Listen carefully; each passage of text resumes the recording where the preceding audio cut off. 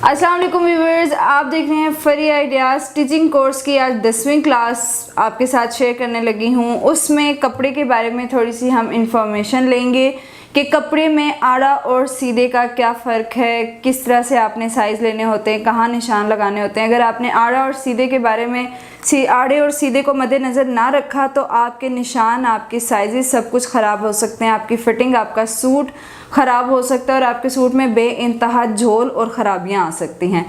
पहली 9 क्लासेस हमारी अल्हम्दुलिल्लाह से हो चुकी हैं। ऊपर स्क्रीन पे आपको नज़र आ रहा होगा, डिस्क्रिप्शन पे लिंक है और इनकी एक अलग से प्लेलिस्ट है, वो भी विज़िट करें। जो न्यू हैं फर्स्ट से 1 बाय 1 देखना शुरू करें। तो चलते हैं आज की क्लास की तरफ। वीडियो को पूरा ज़रूर देखें, मेरे चैनल को सब्सक्राइब करें और लाइक करना हरगिज़ मत भूला करें। अच्छा जी, आज की जो क्लास है उसमें हम कपड़े की क्या इन्फॉर्मेशन आपको देंगे उसके बारे में मैं आपको बताती हूँ कि कभी आप बैठिएगा और एक कपड़े को लेकर ज़रा उसका थोड़ा सा मायना करें। कपड़े की जो बुनाई होती है वो हमेशा आपके होगा कि उसमें ना ताना बाना, आपने सुना भी होगा नाम भी, मेरे ही वीडियोस पे बहुत दफ़ा मैंने ताना बाना यूज़ भी किया हुआ, डिज़ाइन भी किए हुए चीज़ें। ताना बाना पर इसकी बुनाई की जाती है कपड़े की। फ़र्ज़ करें कि कपड़ा, अगर हमारे पास ये एक कपड़ा है, इसमें जो धागे इस्तेमाल होते हैं वो किस किस रुख में होते हैं। एक तार कपड़े की ऐसे यूज़ होती है और दूसरी तार कपड़े की इस तरह से होती है। ये इतने कंजस्टेड होते हैं कि आपस में जुड़ के एक कपड़े की शेप आ जाती है। मैंने तो ये ज़रा खुला सा किया ताकि आपको पता चले कि कपड़े की बुनाई किस तरह से होती है। कपड़े की बुनाई इस रुख पे और तार की इस रुख पर होती है, जिसको कहा जाता है ताना और बाना।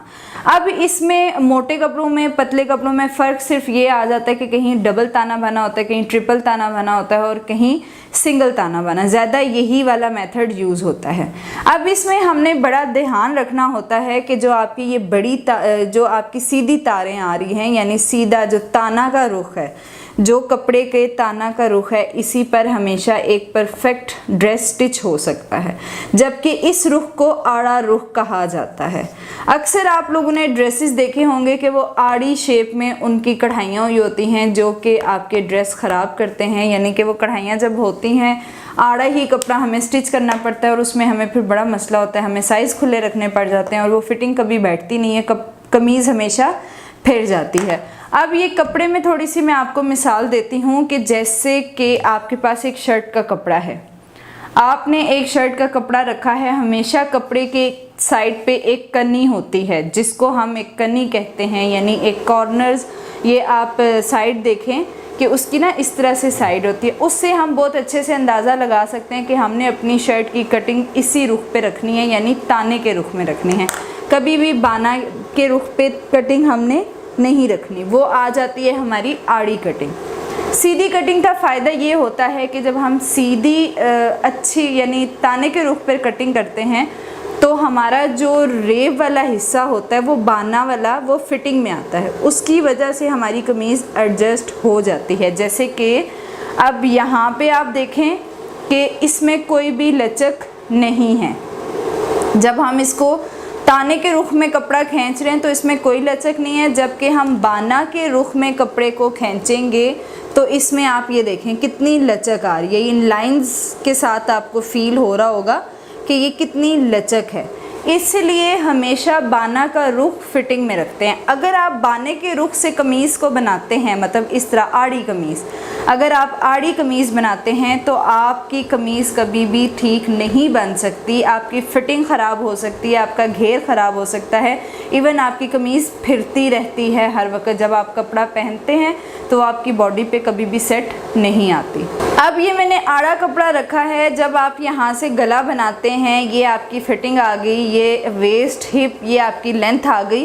तो अब आप देखेंगे यहाँ से ऑलरेडी किस तरह ये झोल आ रही है। जब आप कमीज़ इस्त्री करेंगे, पहनेंगे, तो ये देखें ये आपको शेप कितनी ख़राब नज़र आ रही होगी। ये सारे मसले मसाइल आड़े कपड़े में आते हैं। और अगर आप कपड़े का रुख बिल्कुल एग्जैक्ट रखते हैं, लंबाई की तरफ से आड़ा नहीं रखते हैं, तो ये देखें कि आपका कपड़ा बिल्कुल सीधा आएगा। यहाँ से आपके कपड़े को कभी भी झोल नहीं पड़ेगी। और अगर इस तरह से आपके कपड़े में झोल आएगी तो वो फिटिंग में एडजस्ट हो जाती है। कपड़ा ज़्यादातर जो सीधा सिलाई हुआ होता है वो आपकी जो थोड़ी बहुत कमी पेशी होती है साइज़ में, वो इस झोल की वजह से, इस फ्लेक्सिबिलिटी की वजह से एडजस्ट हो जाती है। अगर ये फ्लेक्सिबिलिटी आप लंबाई की तरफ रखते हैं तो फिर आपकी कमीज़ बहुत बुरी तरह ख़राब हो सकती है। आड़े कपड़े के बारे में इंफॉर्मेशन देने का आपको मकसद ये था कि जब आपने अगर आड़े कपड़े में ट्राउज़र बनाया है, कमीज़ बनाई है, बाजू तक अगर आपने आड़े कपड़े में रखी हैं तो आपके लिए बहुत मसला हो सकता है। ट्राउज़र हमेशा जल्दी फट जाएगा, उठते बैठते आपको बहुत मसला होगा। कमीज़ अगर आड़े कपड़े में आपने सिलाई कर ली है तो आपकी कमीज़ हमेशा किसी एक तरफ फिरती रहेगी, किसी एक तरफ कमीज़ ना जाती रहेगी, ऐसे होती रहेगी बार बार, आपको फिटिंग में प्रॉब्लम आएगा, हालांकि वो फिटिंग आपके हिसाब से होगी। और स्लीव्स में तो सबसे ज़्यादा मसला होता है कि स्लीव में जब आप कोहनी से बाजू को मूव करते हैं, कहीं ज़ाहिर सी बात है लड़कियों के काम होते हैं इतने, जब बाजू ऊपर नीचे होती है तो तब भी इतना खिंचाव आता है, वो आपको मज़ीद टाइट होती रहती है जैसे जैसे आप ज़्यादा मूवमेंट करते हैं। आड़े कपड़े का नुकसान ये होता है। उसके बाद अक्सर लड़कियां ये कहती हैं कि भाई एक सूट तो हमने सही सिलाई कर लिया, दूसरा सूट उसी साइज़ पर ख़राब सिलाई हुआ। वो क्या वजह है? वो आड़ी वजह है। अब जैसे कि आपके पास एक प्रिंट आया है और उस प्रिंट पर पत्तियाँ बनी हुई हैं, फ़र्ज़ करें कि आपके पास कोई प्रिंट है और उस प्रिंट के ऊपर फूल बने हुए हैं, वो फूल अब बने हुए ही आड़ी शेप में हैं। आपने अब फूलों को सीधा करने के लिए सूट आड़ा नहीं बना देना, आपको सूट हमेशा सीधा ही बनाना पड़ेगा, तभी आपका सूट परफेक्ट बनेगा। हाँ, कढ़ाई वाले सूट आते हैं, अक्सर ऐसा होता है कि आप कढ़ाई वाले ये 2 पीस लोकल शॉप से अगर सूट लेते हैं तो वो आड़े बने हुए होते हैं। अब उसमें क्या आपने मेथड यूज़ करना है कि उसमें हमेशा साइज़ से 1-1 इंच आपको ज़्यादा रखना पड़ता है। आपको अपनी बाजू 1 इंच ज़्यादा रखनी पड़ती है, आपको अपनी चेस्ट का साइज़, फिटिंग का साइज़, हर साइज़ आपको अपने साइज़ से 1 इंच बढ़ा के रखना पड़ता है, क्योंकि कढ़ाई को तो अब हम ऐसे सीधा नहीं लेकर आ सकते ना, वो तो जिधर गला बना होता है, बॉर्डर बना होता है, इस वजह से उसको वैसे ही स्टिच करना पड़ता है। आज की ये इन्फॉर्मेशन थी बहुत ही इम्पोर्टेंट, क्योंकि आगे हमने करनी है स्टिचिंग, कपड़े का काम करना है, तो इस चीज़ के बारे में आपको बहुत अच्छे से पता होना चाहिए। ओके जी, अल्लाह हाफिज़। इंशाल्लाह नेक्स्ट क्लास में मुलाकात होगी एक नए कोर्स के साथ। उम्मीद है आपको बहुत अच्छे से समझ आ रही होगी। मुझे कमेंट सेक्शन में ज़रूर बताएं। अल्लाह हाफिज़।